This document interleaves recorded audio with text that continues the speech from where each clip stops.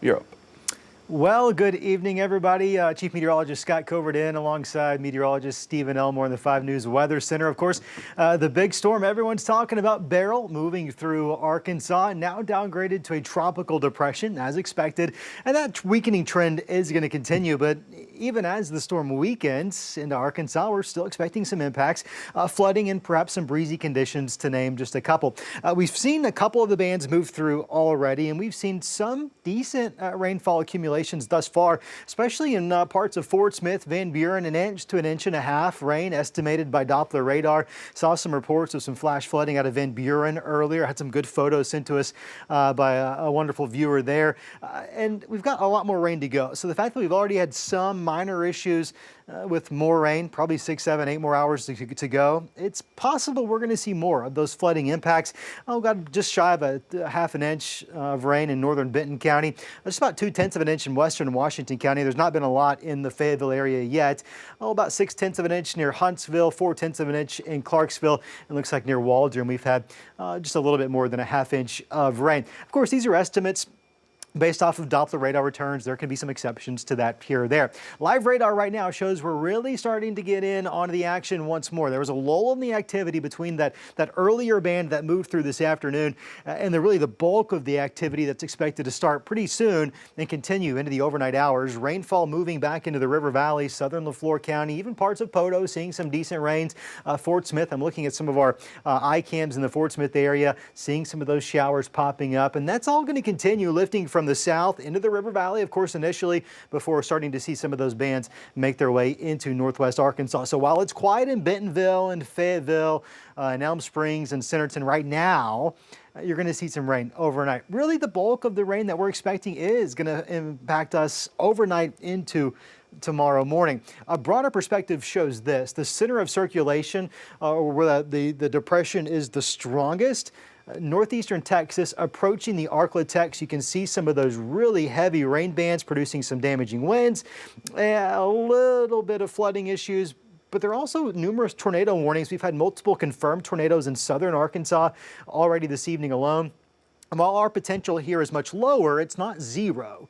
It only includes really parts of the viewing area. We'll certainly take a deep dive into what the latest data suggests there. But key takeaway is what we've been dealing with thus far, very preliminary. The very outer bands or outer edges of the storm, that's all we've seen thus far. As Beryl continues tracking north-northeast, we'll expect to see some heavier winds. Not tropical storm force. In fact, really only gusting between 20 and up to 30 miles per hour. Overall, not a big deal, but certainly something you'll notice. You might hear those winds whipping outside. And of course, at times, we'll expect some tropical downpours to pick back up in intensity and in coverage overall. I do got to tell you this, all of 5COUNTRY, all of northwest Arkansas, the River Valley, really a good chunk of northern Arkansas under a flood watch.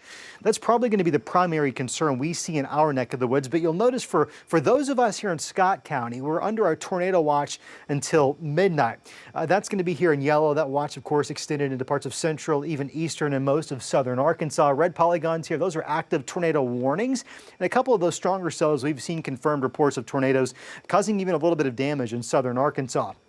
One of the things that Stephen and I are watching for closely this evening, and of course meteorologist Zach Scott will be in here in a matter of hours, do we see that watch extended to eventually include parts of Johnson and Logan counties? No true indication from the Weather Service that may happen, but I'll tell you that's where we start to see some slightly higher probabilities that we could see a brief spin up. Of course, as these storms get a little bit closer, we'll be certainly being mindful of that. Rain's going to be the bigger issue, and for honestly most of us, this is going to be a good old-fashioned soaking rain that doesn't cause us any problems. It's needed rainfall.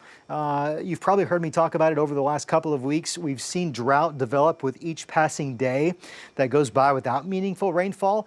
Northwest Arkansas, nearly 6 inches below where we should be for year-to-date rainfall. In the River Valley, it's better, but things are certainly getting dry. So this is a good soaking rainfall. It really looks like the axis of the highest accumulations here in red. It's probably going to span from, let's say, the Arklatex area, Texarkana, through maybe Conway, Little Rock, into north central Arkansas. There's going to be a pretty sharp cutoff between those that see the highest amounts and those who see notably less amounts. That cutoff is going to separate those of us who see a good soaking gully washer and those of us who settle the dust with just a little bit of rain. With that said, with the earlier rain that we saw from that first band that moves through, with what's yet still to come, I do believe that many of us in 5 Country are still on track to see that 2 to 4 inch rain. Some of us may be closer to 2 inches, right? Others may exceed that by a little bit. But broadly speaking, on average, many of us probably still see that 2 to 4 inches of rainfall. And of course, that's where you start to see some of those flash flooding issues.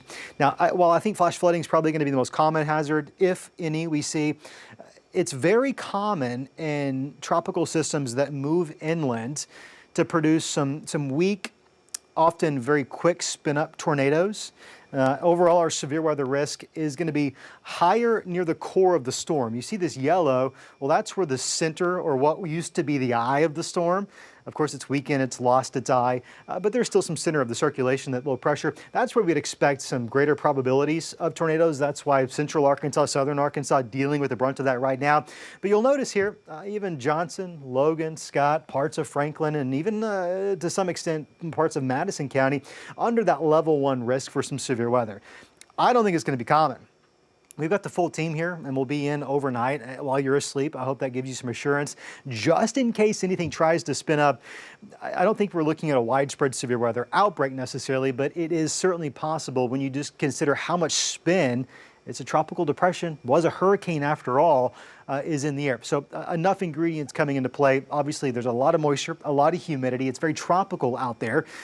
So we have enough of those ingredients. We're seeing it materialize right now in southern Arkansas. And as the center of that storm moves a little bit closer, we would expect to see some of those impacts here locally.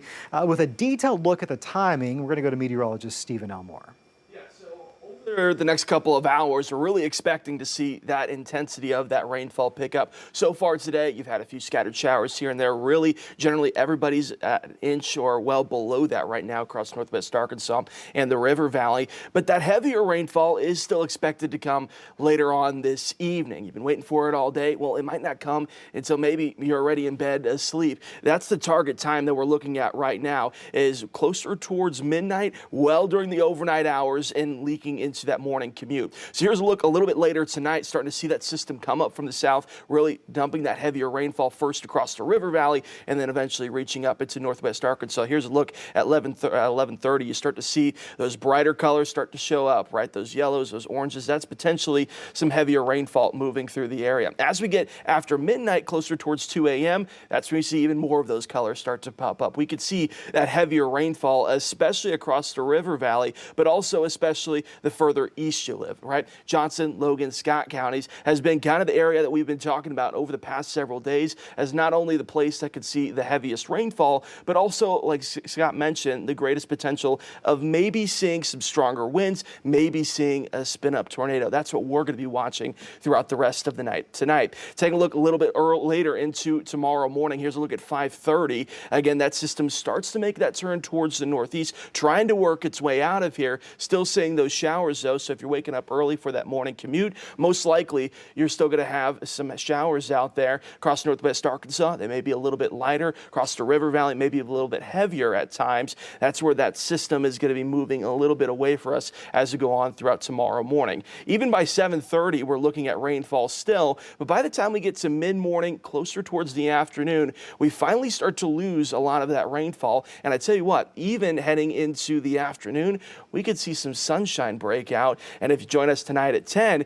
we're going to be talking about sunshine throughout the rest of the week as well. That's going to really help to start to dry things out. All right, here's a look at those rain chances, a timeline for you of what we just broke down. Again, right now, we're seeing some of those scattered showers start to pick up in that intensity, especially across the River Valley. As we get later tonight during the overnight hours, past midnight through around 6 a.m., that's going to be that highest peak of where we could see that heaviest rainfall coming down all across 5 Country. But if we look towards tomorrow morning, that's when those rain chances really start to dive out as that starts to push off towards the northeast. By the time we get to the afternoon into the evening hours, we could still see a stray shower here or there, but most likely going to start to see that cloud coverage break out. Maybe we'd see some sunshine once we get into the afternoon. Here's another thing I want to show you is those winds, right? It's been kind of windy all day, right? But as that system gets closer, we could start to see those wind gusts start to pick up just a bit. Generally anywhere between 20 to 30 miles per hour. And if you live in Johnson, Logan, and Scott counties,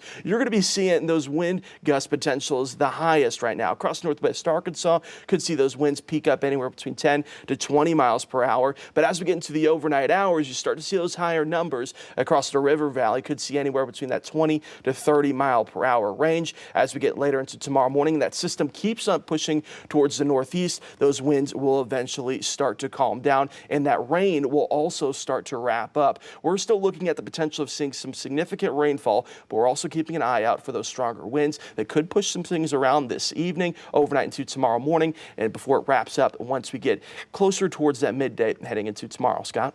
Yeah, so just a big recap. It's going to be an overnight event for many of us, and for a lot of us, ain't nothing to be too concerned about. But if you live in one of those low-lying areas that's often prone to some flash flooding, you might want to be mindful of the rain that we're going to get. We're talking 2 to 4 inches on average, and you spread that out over about 8 hours. That's not too excessive, right? If we get one of these bands that bring us some heavier rainfall rates, then maybe that's a bit of a different story. And if you're in, of course, in the eastern part of the River Valley, Johnson, Logan, Scott counties, we're going to be a bit more mindful of that potential to see some spin-up tornadoes. Overall, here's the system right now. Beryl has weakened to a tropical depression by about 24 hours from now. It's going to be well out of Arkansas.